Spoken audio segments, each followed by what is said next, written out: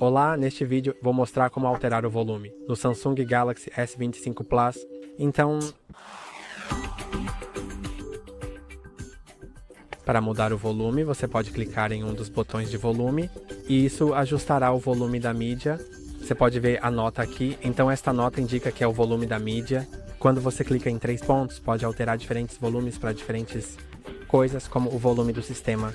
Aqui está o volume do sistema, então serão sons do sistema como o som do teclado, os sons de bloqueio e desbloqueio, esses sons, carregamento e assim por diante.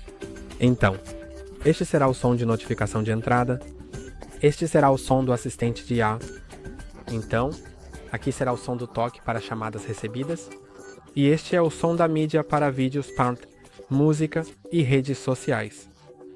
E isso é tudo por hoje. Não se esqueça de curtir e se inscrever. Até a próxima!